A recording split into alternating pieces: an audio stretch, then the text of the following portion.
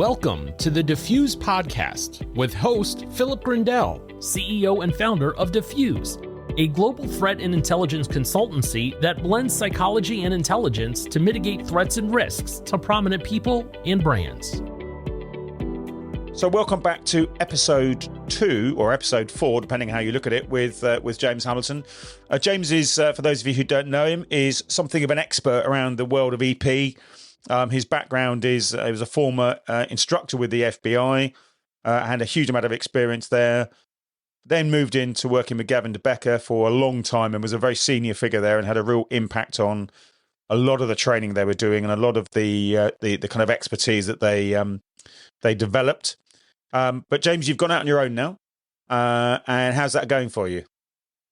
It's going good. Thank you. It's always it's interesting. You don't know what's coming down the road. It's sometimes scary, but quite rewarding. Yeah, I'm happy to be doing it. Thank you. So we're gonna make sure that the details of James's consultancy out in the US is referenced at the end of this podcast and also on the notes, etc. So that if anyone wants to get in touch with James, do so. I will give all the details for that so that those people who want to get in touch with him can get in touch with him. Now, if you missed the first episode, what we talked about was assassinations in broad terms, but we looked specifically at the attack on the CEO in New York, and we touched on and introduced some of the reasons why they get attacked, some of the methods how they get attacked, and how a good EP team would manage that. But then we touched on this concept called the attack cycle, which is a cycle that or a model, I should say, that James talked about and has been practicing for decades, actually. Well, this episode, we're going to dig a bit deeper into it so we can really kind of understand the various phases. So let's start with, so effectively it's 8 separate steps within the model. So the first step is target selection. So let's talk a bit about that, because my experience of that is this concept which you and I have talked about around target dispersal. So they don't necessarily always kind of lock onto a target and off we go. Sometimes they're looking at different targets. So can you just kind of talk about the subject around target selection and why they would choose one person rather than another potentially?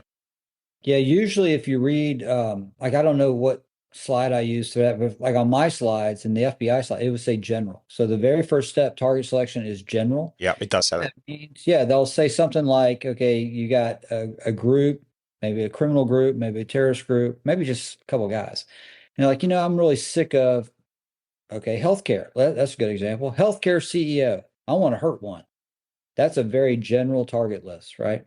So then the next step in the cycle is, surveillance. But that's what happens is they have an axe to grind. It's whatever. I did a lot of study with the Red Army faction in Germany back in the day, and that's what they would do. They're like, okay, I want to get somebody that represents Germany, right? Alfred Herrhausen. Okay, boom. Then they started going. They started going through that attack cycle. So the general bit is a kind of concept around what broad topic am I going to take on effectively? Yeah, simple term. Politician, MP, celebrity, singer, anything like that. Former president, just kind of this general, group of folks that do this thing that maybe I'm pissed off about, tech CEOs or whatever it is. And sometimes with the stalker type world where part of their motivation is infamy. I want to be kind of connected. Is that something that comes into this, or is it a completely different concept? Well, I think they just quickly go from 1 to 3, right? So they're kind of initially enamored by maybe a couple celebrities, and then all of a sudden it's Jennifer Aniston. By God, I'm not going to change my mind, right? And now they're progressing down the cycle, and sometimes they stop. Sometimes they can't get to the rest of it, but that's kind of how it happens. I think that I wrote something about the Pennsylvania attack with the governor, and that's what that guy went real quick through the cycle, like boom. But a lot of times you see it takes years, especially like terrorist groups like Al Qaeda. They used to plan for years. So it really depends, but that's kind of how it starts. It's just very general, and then they launch into step 2. So if you take Al Qaeda as an example, sorry to interrupt with them, but if you look at 9/11, so the target would have been America, effectively, or the West, potentially. American financial. American financial. Okay. And then they started doing all their surveillance, which is the next phase. And then they've kind of narrowed it down to, right, we're going to do the Twin Towers. Yep. Okay. Yep. And we know for a fact, I mean, we're talking years of surveillance that was done in New York City by them. Years. So that's the next phase, this surveillance phase. So when I think about surveillance, I often, picture in my mind watching somebody or following somebody, etc. But are you talking much broader than that in terms of surveillance? I think it depends on the adversary. I think if you're talking nation state, a very well-financed terrorist group, criminal group, then they're going to be doing not just physical surveillance, out there looking at somebody as you described, but technical. They're going to do some type of exploitation online. They're going to be all over the computer. It just depends on how much capability they have. But at the rawest level, it was just a guy goes out and he looks and he does physical surveillance of that target to see, well, can I even get in there? And that's what the guy in Pennsylvania did. He's like, yeah, there's a mansion. There's a dark spot. I'm going over the fence. And that's exactly what he did. Just like that, that step two, I always tell, people I train, it's super important, to look for what surveillance looks like, right? Because you teach them what that looks like.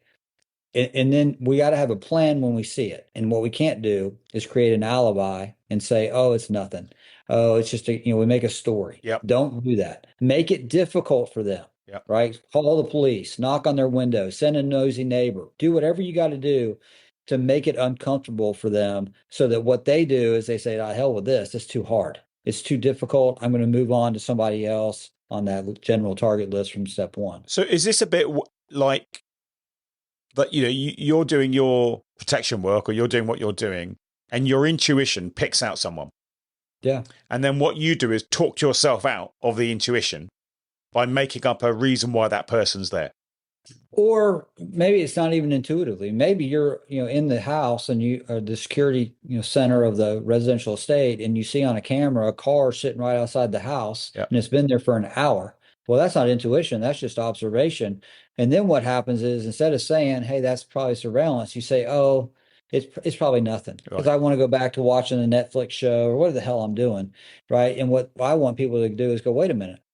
You are a protector at a protected person's home because there must be some concern for their safety.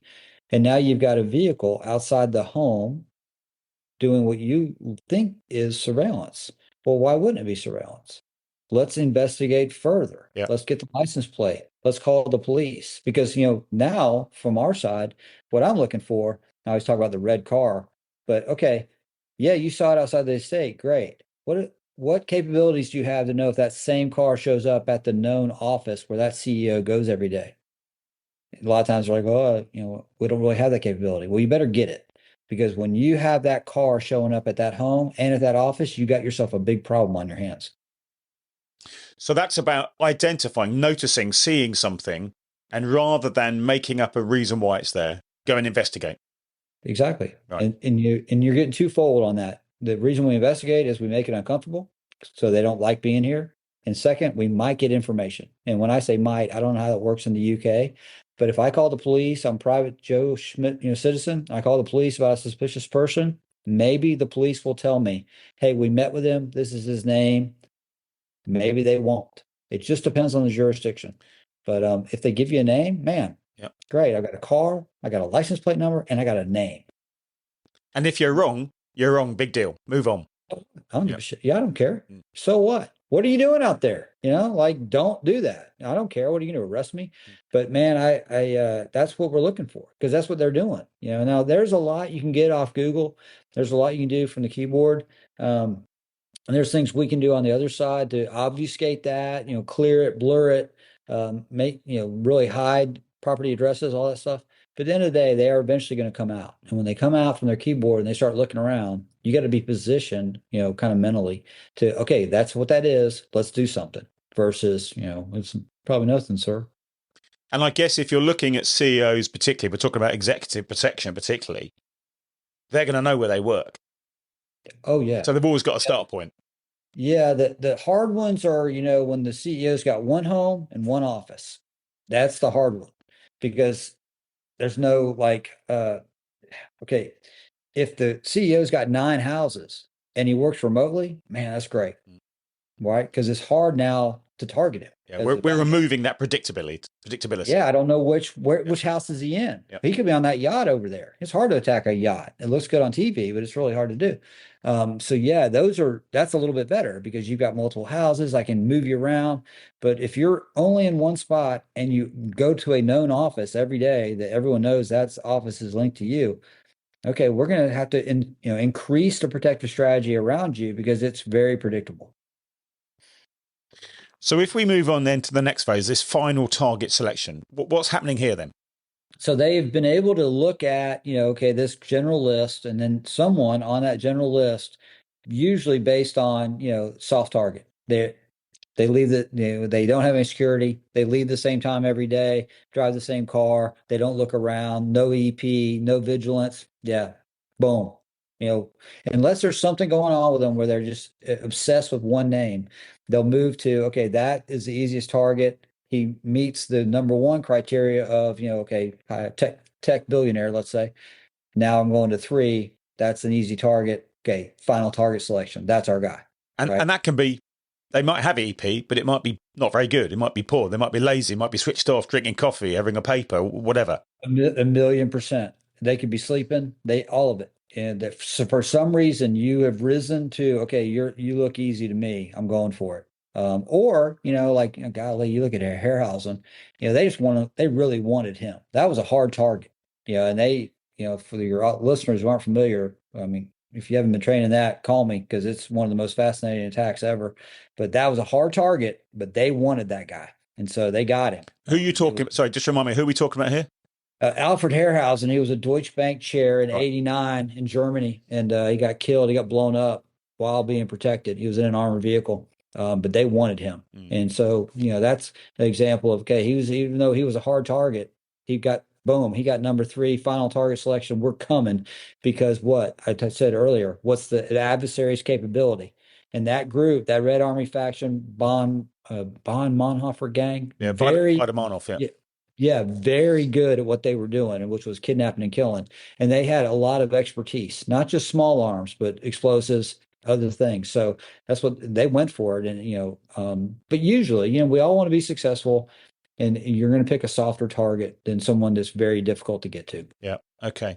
So then we move on to planning. Yep. What's the goal? And then, so there it is. What are we going to do? From the adversarial standpoint, what do we want to do? Do we want to kidnap, kill, embarrass? Those are probably the 3 main ones. But if it is, I always tell my audiences, it's the kidnapping is harder than the killing. Okay. And we have all kinds of examples in the EP world of a person being attempted to kidnap and they end up, botching it and the guy dies. So it's a lot harder to do.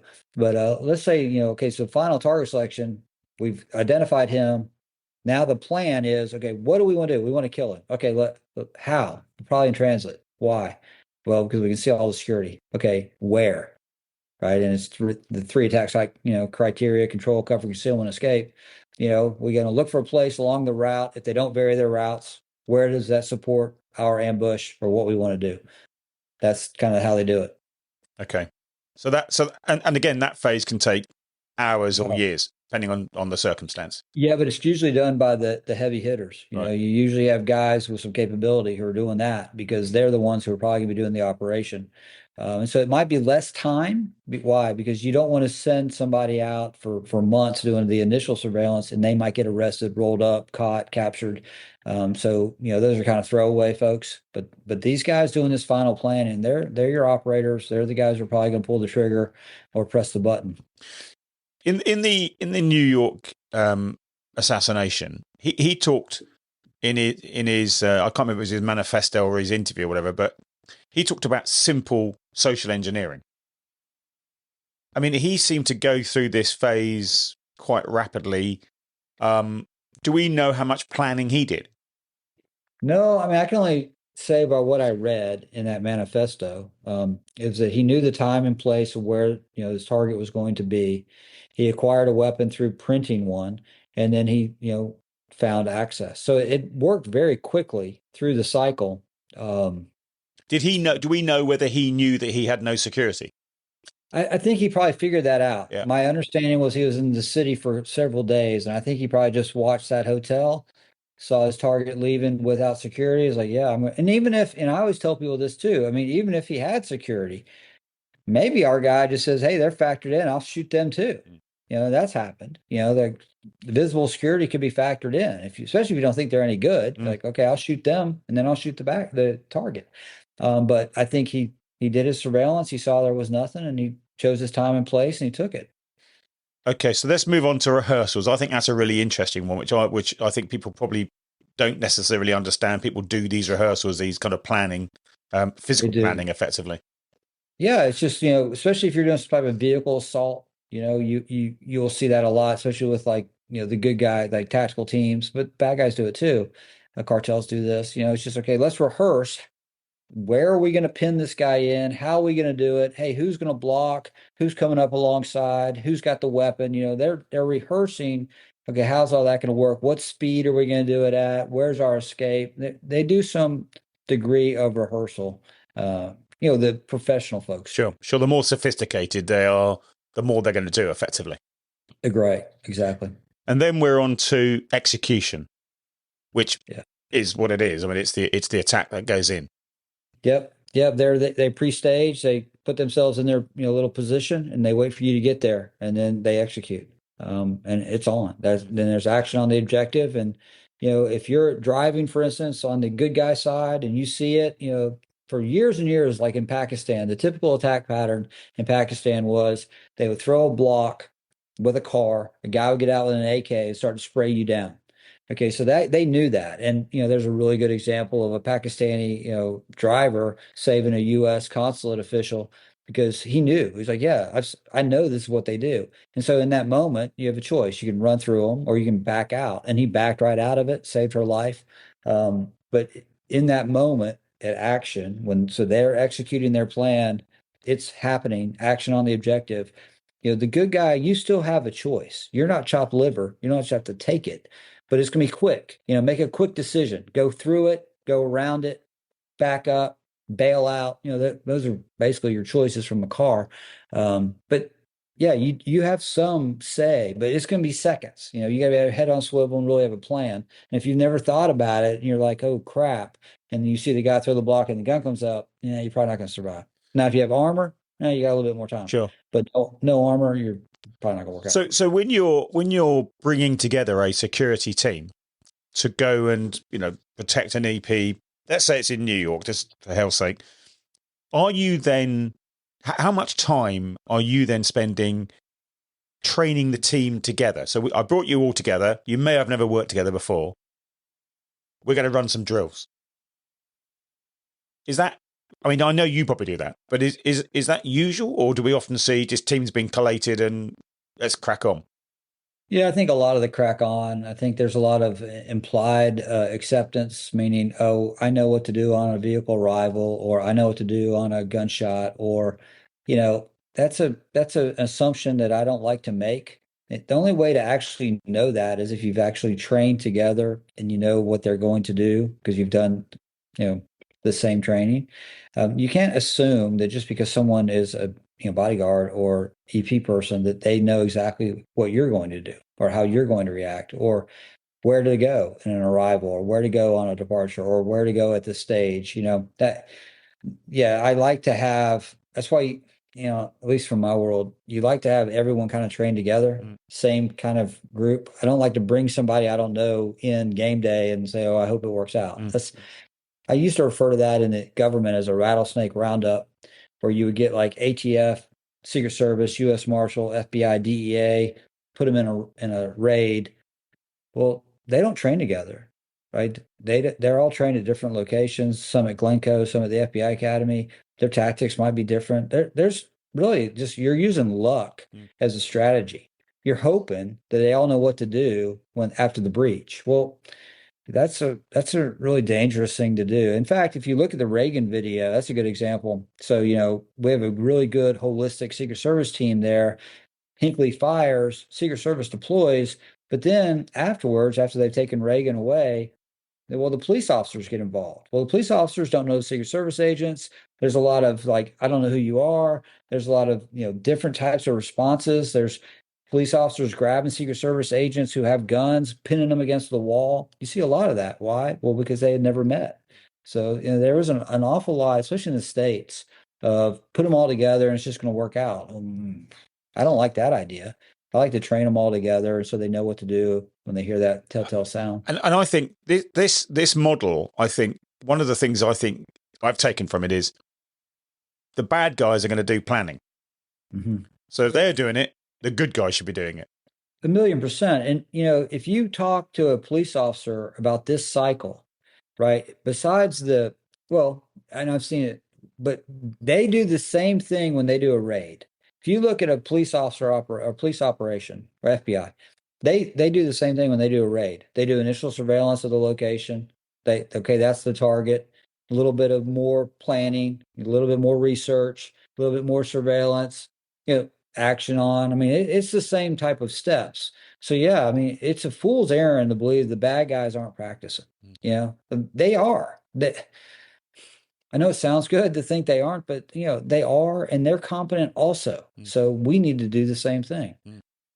And then we move on to the escape and exploitation. And I think one of the really interesting things about the New York case, from an outside perspective, just reading the media and watching the news, is how quickly and effectively he was able to escape. Yeah, and think about how long. I mean, he was gone a while. And same with the Pennsylvania thing. They didn't catch him after he threw the Molotov cocktails in the Governor Manchin's house. He left. It took a while. So yeah, it's amazing to me. I mean, that they're able to get away that quickly. A lot of times they think they're going to die, or they're willing to die, or they actually do die because it's a suicide bomb, for instance.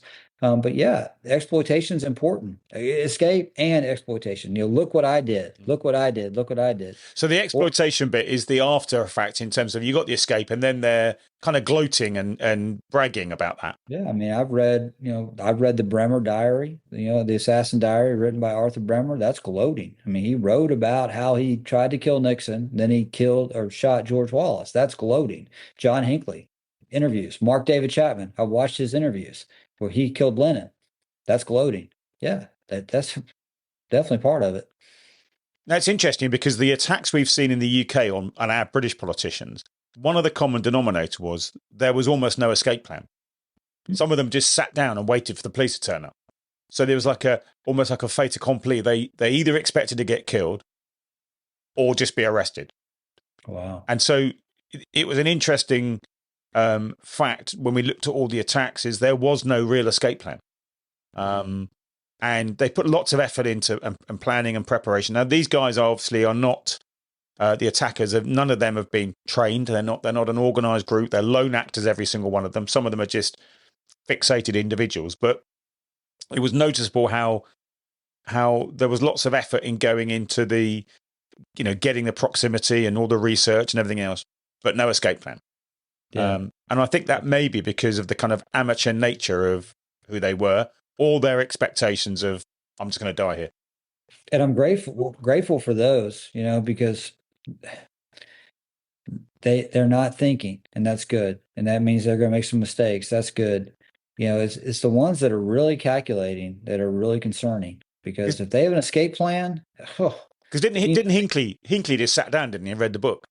Well, he got jammed. Yeah. So he fired and they jammed him against the wall, and then they arrested him and took him away. Yeah. Chapman just sat down. Chapman sat down. Yeah. Interesting. So, okay. So how do we, are you briefing clients who want protection on these steps as well, so that they're aware of it? Do they need to know, or how do you manage that? They do need to know, but a lot of times, their minute rate is like my monthly rate, and so you don't get a lot of time with them. It's funny when people say, "Oh, I need 2 hours with the CEO." Well, that's not going to happen. You might get 20 minutes if you're lucky. So for me to walk through the attack cycle with them, it's going to take a hell of a longer 20 minutes. So I just try to hit the high points, elevator pitch them about access, about threats, about the the role of guns and executive protection, and then access. And we are going to do everything we can to make you less accessible to people, and we're going to be tight when we need to be, and we're going to give you a hell of a lot of space. When we know they couldn't plan for this, and let's see how it goes. And we're going to constantly correct. We always tell them, we're kind of dating right now, and let me know what you don't like, and then let's continue to go down the road. But yeah, you don't get a lot of time with them for sure. What about in terms of the planning phase then? Are you ever briefing them on what to do if we get hit? Oh, like a cover and evac, they usually don't get much briefing on that. Right. They're told, we're going to remove you away, and they usually don't get any say in the matter. Sometimes they'll protest in the moment. I've seen that, but if you're doing it as you should, violently, they don't get it. They don't really get a word. You're grabbing them and you're moving them and you're getting them to a safe area as fast as you possibly can. But they do kind of understand, that's part of it. But again, you just don't get a lot of time with them. And I found the first 20 minutes are really about giving them the no BS, like this is how it works. This is what we're doing. And the rest of this theater is just theater, right? Like, and helping them understand when I say theater, like, okay, that's what I'm talking about. So from an EP perspective, then let's talk a little bit about travel security, because presumably things are simpler when you're in your own environment. When you're flying to Mexico on business or something, or you're flying to certain more hostile environments potentially, that must make things more complicated. It does. There's a bunch there, but a couple factors. One would be it's difficult because you're going to need some help on the ground. You can't just be, by yourself doing it on your own with no support, nothing like, because you're in a foreign land and you're going to need some local help. So that's a part of it. Then what are they actually involved in? So I was asking, where are you going and what are you doing? Because you might be going somewhere that's relatively safe, but you might be involved in activity that's extremely dangerous, right? So I got to understand those two things. Where are we going and what are we doing? And if your answer is, well, I want to go to something that's very dangerous right now, why? Do we need to go now? And if the answer is yes, well, then we're going to have to put in some more capabilities around you, probably armor, probably maybe some type of arm component, maybe a surveillance detection team, something like that. And then your notoriety. Who are you? Are you going to be, is your potential risk that because you are the CEO of Apple, let's say, or because you just happen to be an American and you're going to an area of the world that doesn't like Americans, or you're just rich and they're going to hack that Rolex off your wrist? Like, what type of risk am I, and it could be environmental. It could be a weather thing. I've had clients who are, let's get past all the bullets and crap, but they're going to, hike Everest. Okay, well, that's a risk, right? And let's make sure that they don't die from the environmental factors. So that's a lot of it. Where are you going? What are you doing? Do you have to go now? And then let's just try to create a protective plan around you to keep you safe and let you do what you want to do. And then sometimes you got to tell them, this isn't smart. You don't have to go with them. I tell people that too. If it's crazy, you don't have to go. This isn't, you're not in the government anymore. It's private sector. Amen. You can say, look, this is crazy. I'm not going to, Fallujah, let's say. Yeah. And what's the importance in your world then of kind of briefing and debriefings? The team or the client? The team. Oh, wow. Yeah. I mean, the brief action on, is going to be, this is what our concerns are. These are the people that, we're looking out for based on, inappropriate pursuit information, threat information, who should be in this area, social media, all that stuff that we're monitoring. Okay, these are the 5 people, and we know they're in the area. Okay, if you see them and they're armed, we're going to take the appropriate action. If they produce a weapon and violence happens, we're moving to protect you and get them out of there, and someone's moving to the bad guy. And that's part of the briefing. These are your, not really authorities, because on the private side you don't have a lot, but these might be, these are your roles, responsibilities. This is your area of responsibility. This is where you're going to go, what we call protective or projective coverage. And then you go to work. And then after the operation, you do a debrief, an AAR, after action review of, okay, what went right, what went wrong, how can we make it better? Do you operate in the UK at all? Or have you operated in the UK at all? With the FBI, I have, and I did some stuff privately that, I can't really talk about. Yeah.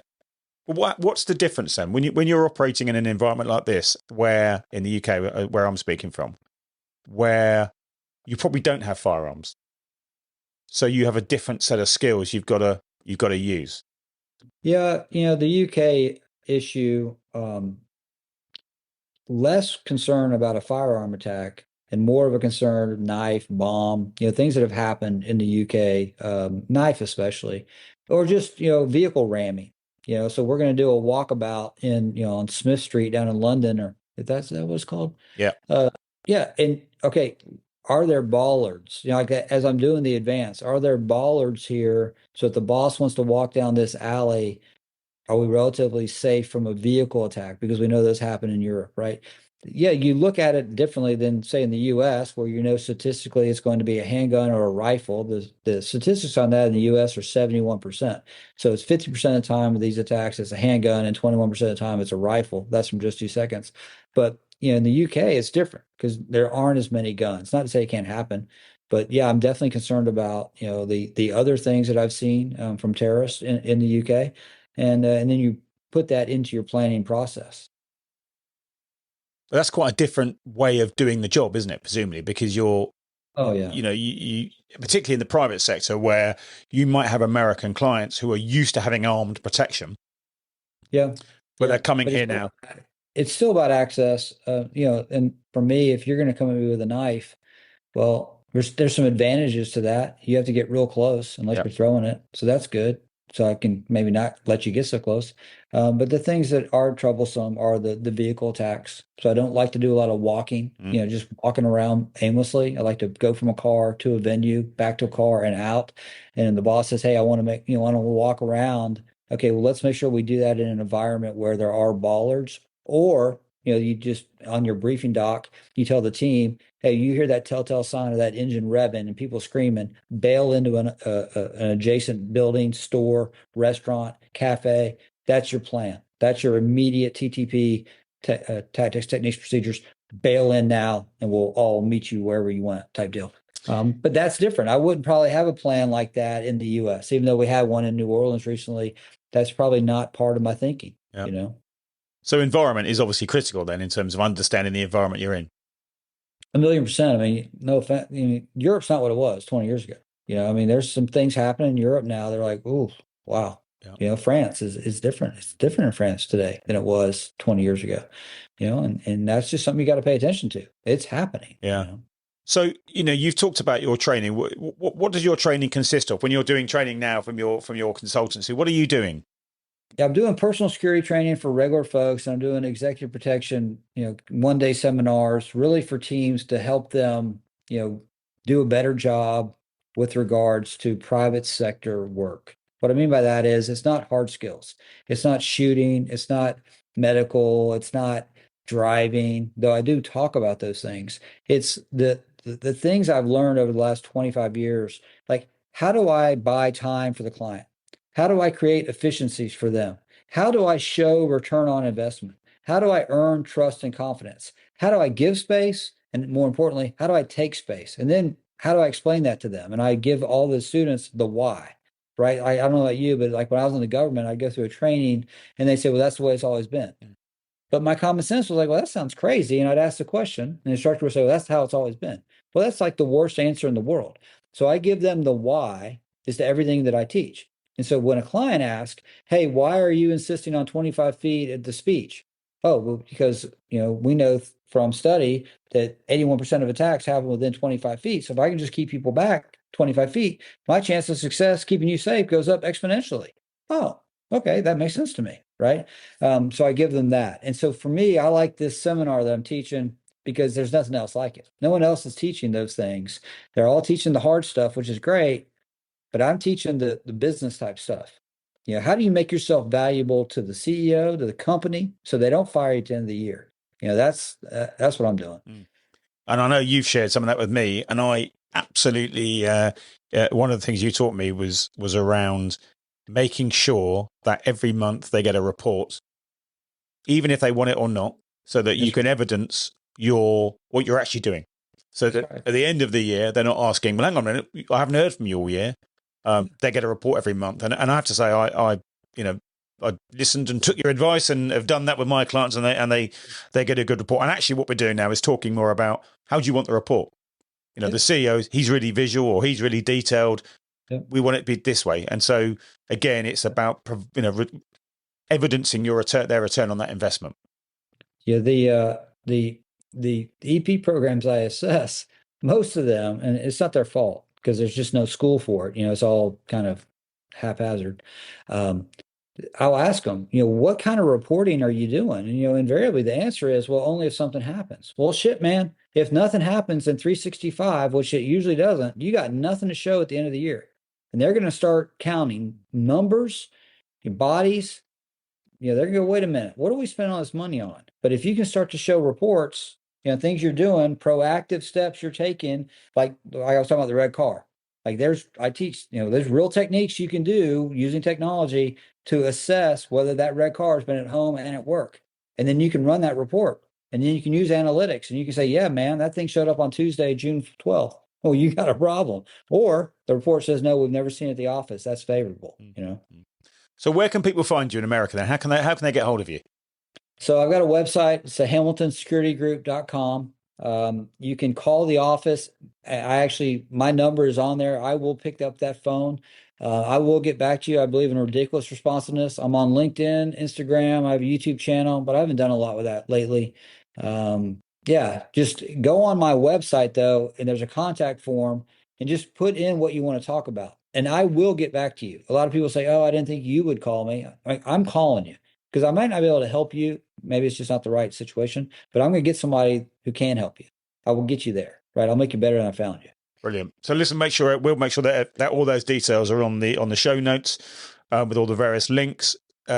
James, brilliant as usual. Always informative, always real, because I know that you've actually done all this stuff for real in some of the most hostile parts of the world.